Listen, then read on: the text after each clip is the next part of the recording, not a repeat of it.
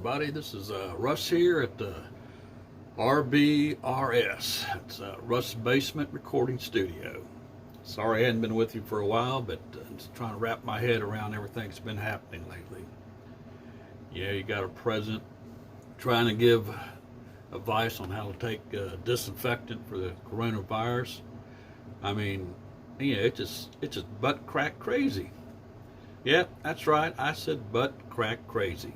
You know, any time that the president can say stuff like that and get away with it, it's just butt crack crazy. Well, let's keep in mind, he's no doctor, but he's got friends, and these friends just happen to have the cure-all medicine, and they are a ministry down in Florida called Genesis 2. And now they've been toking this cure-all, and it's basically a chlorine base. It's a little bit stronger. It's an industrial grade chlorine, Clorox, as opposed to the Clorox that you have in your basement that you use for your laundry.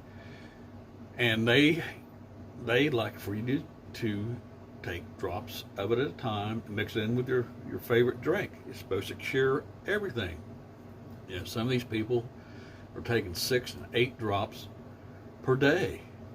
Now, keep in mind, all your Boy Scouts out there, to purify drinking water when you're out in the wild and out in the woods, it's 2 drops per quart, 6 to 8 drops per gallon. So if they're not drinking a gallon of their favorite juice and dropping this, 6 to 8 drops per day, it can kill you. Matter of fact, it has. Also, there's been cases of diarrhea, upset stomach, but the worst cases are burnt throats, burnt stomach liner, burnt intestinal liners, and this stuff is no good. Anyway, the FDA has shut them down. But let's get to the part where Trump knows this guy, and they, part of being the ministry, it's something that Trump believes in. This ministry had a religious festival inviting people to come, and for a small fee of $450 to $4,000 to get you in, you get a free bottle of this magic cure-all. Well, I did a little routine checking, got down on the internet, and found out that this bottle is 4 ounces. 4 ounces for $20. Now that's a little bit steep. Just imagine, get your favorite 12-ounce can, Coke or Pepsi, 7-Up, root beer, whatever you like, 12-ounce can, and take a big swallow. Don't put a big swallow in your mouth. Don't drink it. Okay, that is about 4 ounces, and 4 ounces for $20. That is outrageous. But these people, they believe anything, has been doing this for years, because this medicine is supposedly basically the same thing that there was a guy called Ron Hubbard from California back in the 70s. He had the Hubbard Ministry, and they were a right radical religious group, and they toted the same product. Maybe it might be a little bit different, but anyway, it's the same thing. But it's not good for you. And so, whatever you do, stop drinking that stuff and stop drinking bleach or any disinfectant. 2 people have already died. There's, many people in the hospital that drank, some type of insecticide, and they're not doing well. But, we got to stop it. And to do this, I think we need to, it's always been that you're supposed to separate politics and religion. And for some reason, this administration, they are tied to the hip to religion, and I just don't understand it. And we need to separate that religious, from the politics. We need to get Paula White out of the White House. She's the spiritual leader for Trump. Need to get her out of there. And all these prayer meetings that they have at the White House, it needs to go to the back porch. Get the back porch of the White House. I mean, these prayer meetings are like smoking a cigarette. It's a bad habit. And you're not allowed to smoke in the house. You can't have a prayer meeting in the house. So take it to the back porch. And for Congress, their prayer meetings are on the floor of the House and the Senate. They need to be put someplace else. Make it a cafeteria or someplace, but don't have it on the floor of the legislature, because that don't belong, in our politics. You can practice religion, you can do what you want, but just don't do it for politics. And that makes it a funny thing that because we have all these ministries and all these mega churches, with all asking for donations, send your money in, God will save you or whatever. And if you got any parents or grandparents, go to them, or wait till after we get this sanction lifted on us.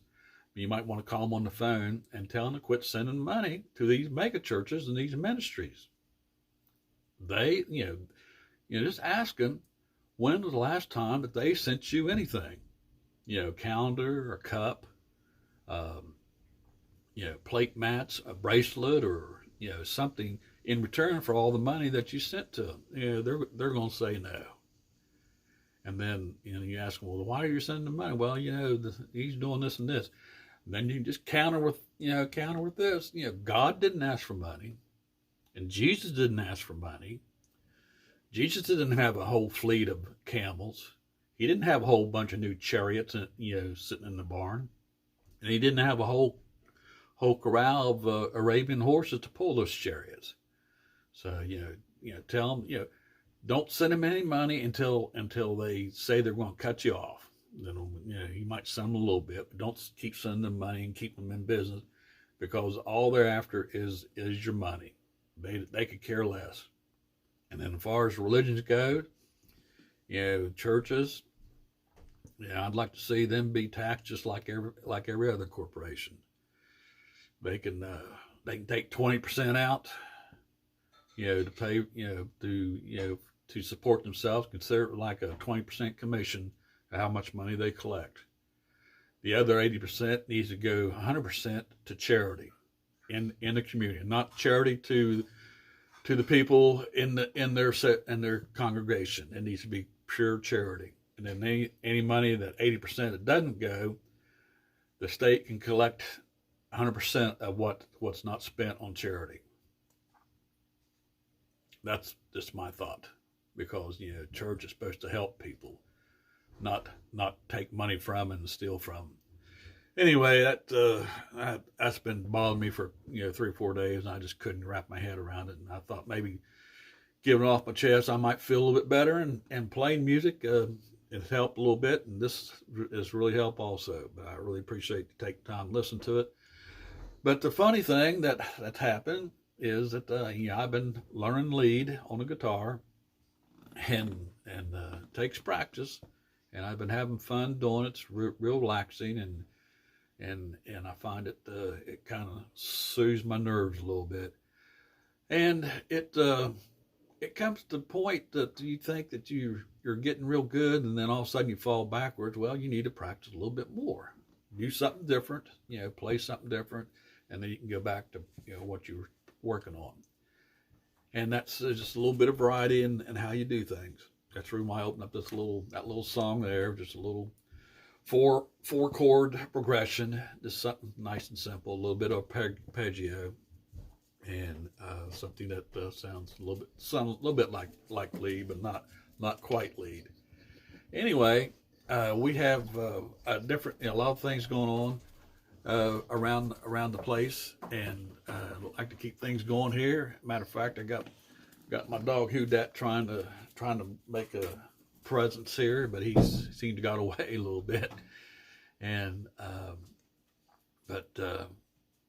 it's I've been going on YouTube and going through and seeing all my guitar videos, my golf videos, my fishing videos. I keep seeing this new company. It's called DIY, and I just kept thinking, there's a lot of them there.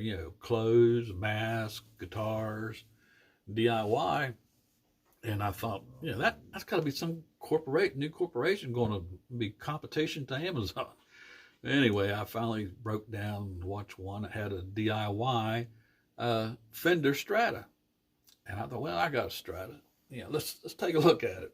So anyway, it was build your own Strata. So it's do it yourself. So I was, light bulb went off. Now I know it's not a company, but it's a nice program. Show you how you can build you a nice Fender guitar.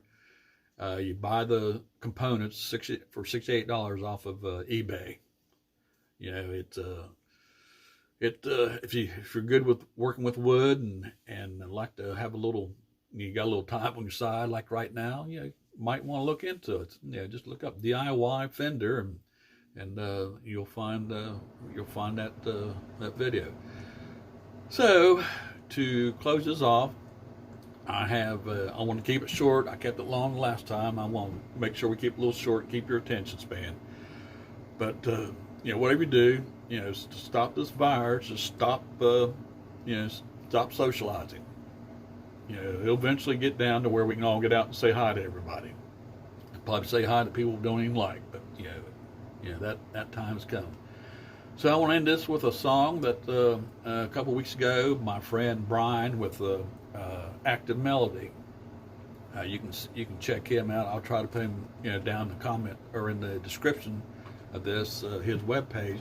He's real good on showing you how to play lead guitar with chords using the cage system, and it can be quite challenging sometimes. First of all, you got to know the cage system, and if any of you guys out there want to know how to do the cage system or arpeggios or pentatonic boxes, let me know. Put them in the comments, clear down at the bottom, and I'll try to make a short tutorial on any of those.